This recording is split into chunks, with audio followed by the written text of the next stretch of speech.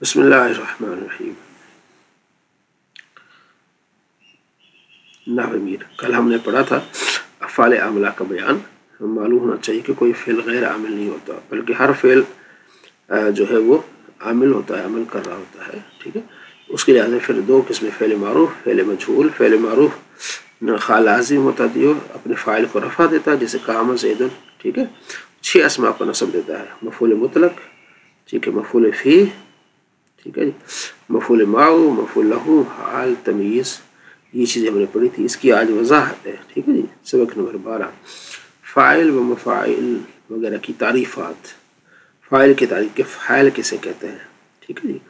وہ اسم جس سے پہلے کوئی فعل ہو، وہ اسم جس سے پہلے کوئی فعل ہو جو اس اسم کی طرف اس طرح منسوب ہو کہ اس فعل کا قیام اس اسم کے ساتھ ہو، جیسے ضرب زید۔ وہ اسم جو جس سے پہلے فعل ہو، جیسے زید، یہ فاعل ہے نا، ضرب زید میں ضرب زید ضربن میں زید، یہ زید کیا فاعل ہے۔ تعریف دیکھیں، وہ اسم جس سے پہلے کوئی فعل ہو، زید فاعل ہے، اس سے پہلے کوئی فعل ہے، اور جو اس اسم کی طرف اس طرح منسوب ہو کہ اس فعل کا قیام اس اسم کے ساتھ ہے۔ فعل کے مارنے کا قیام اس زید فاعل کے ساتھ ہے، کہ زید نے مارا ہے، جو مارنے کا عمل کیا کس نے، زید نے کیا تھا۔ ضرب فعل ہے، زید فاعل ہے، ٹھیک ہے۔ یہ ضربن آگے مفعول مطلق ہے، جب فعل کے بعد اس کا مصدر آ جائے نا، اسے کہتے ہیں مفعول مطلق، یہ منصوب ہوتا ہے۔ مفعول مطلق کی تعریف، وہ مصدر جو کسی فعل کے بعد واقع ہو، مصدر ہے، ٹھیک ہے نا۔ ضرب یضرب ضربن، جب آپ گردان پڑے گا، ضربن یہ مصدر ہے۔ تو وہ مصدر جو کسی فعل کے بعد واقع ہو اور مصدر اس کی معنی میں ہو، یہ ضربن معنی ایک ہی ہے، ٹھیک ہے۔ ضرب تو ضربن، میں نے مارا، تو ضربن آگے جو مفعول مطلق ہے، پھر معنی اس کی مزید آئے گی کہ یہ کیوں آتا ہے۔ اس کے پھر معنی ہوتا ہے ضربن، ایک مرتبہ مارنا، اس انداز سے مارنا۔ فی الحال آپ نے اتنا یاد رکھنا کہ یہ مفعول مطلق ہے۔ جیسے قم تو قیامن، میرا کھڑا ہونا یا میں کھڑا ہوا، یہ مفعول مطلق، یعنی یہ فعل کا جو مصدر دوبارہ ہے تو مفعول مطلق۔ اچھا، اگر مفعول فی، وہ اسم جس میں فعل مذکور واقع ہو، وہ اسم جس میں فعل مذکور واقع ہو، اسے ظرف بھی کہتے ہیں، اور اس کی 2 قسمیں ہیں، ٹھیک ہے۔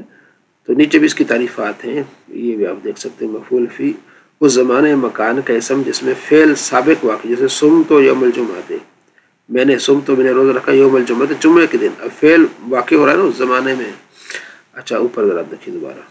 اچھا، اس کی کیا ہے جو ظرف، اس کی 2 قسم، ظرف زمان، جیسے سم تو یوم الجمعہ، سم تو میں نے روزہ کا یوم دن، الجمعہ جمعہ کے دن، ٹھیک ہے۔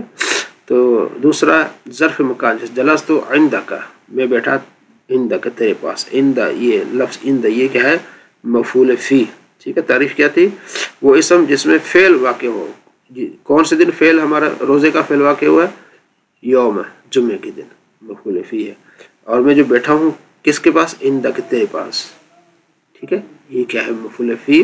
تو مفعول فی کو ظرف بھی کہتے ہیں، ظرف کی 2 قسمیں ہیں، ٹھیک ہے۔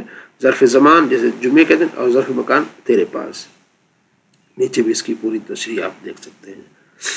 مفعول معہ، وہ اسم جو واو بمعنی مع کے بعد واقع ہوتا ہے، جیسے جاء البرد والجبات، جاء البرد والجبات میں الجبات، مفعول معہ جو واو کے بعد آیا ہے، ٹھیک ہے نا۔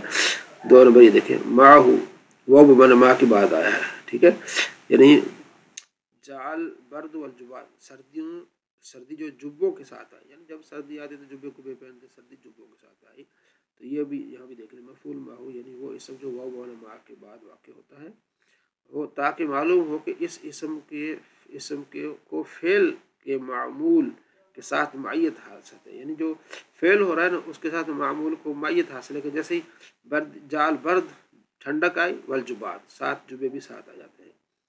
مفعول معہ یعنی وہ اسم جو واو بمعنی مع کے بعد واقع ہو، تاکہ معلوم ہو کہ اس اسم کو فعل کے معمول کے ساتھ معیت حاصل ہے، جیسے جاء البرد والجبات، سردی جبوں کے ساتھ آئی، تو اس کو کہتے ہیں مفعول معہ، واو بمعنی مع کے بعد آتا ہے، یعنی جاء البرد والجبات یعنی مع الجمعات، جبات یہ ہے۔ مفعول لہ، وہ اسم جو اس چیز پر دلالت کرے جو فعل مذکور کا سبب بنے، فعل مذکور یعنی جو فعل ہوا ہے اس کی وجہ کیا، جیسے قم تو میں کھڑا ہوں اکرامن، تعظیم کے لیے، زید کی تعظیم کے لیے کھڑا ہوا، تو اکرامن جو ہے نا مفعول لہ ہے، में इकरामन मफूल लहू है, क्योंकि मैं जो खड़ा हूँ किसके लिए खड़ा हूँ, ताज़ीम के लिए। किसके लिए, ज़ैद की ताज़ीम के लिए। आगे 3 नंबर में आप देखेंगे मफूल लहू कुम तो इकराम ज़ैद, मैं ज़ैद की ताज़ीम के लिए खड़ा हुआ। इसमें इकराम फ़ेल मज़कूर की इल्लत है जिसे हासिल करने के लिए क़ियाम किया गया है, ठीक है। मज़ीद भी इसकी मिसालें आ रही हैं। तो यहाँ आपने ये इसको कहते हैं मफ़ाइल खमसा, ठीक है। मफूल माहू, मफूल फ़ी, मफूल मुतलक, मफूल लहू, 4 तो ये हो गए ना, 2 ये हो गए। तो एक एंड पे आगे मफूल बिही, उसको कहते हैं मफ़ाइल खमसा। तो आज आपने इतना इसको याद रखना है। फिलहाल फ़ाइल की तारीफ़, मफूल मुतलक की तारीफ़, मफूल फ़ी की तारीफ़, मफूल माहू की तारीफ़ और मफूल लहू की तारीफ़।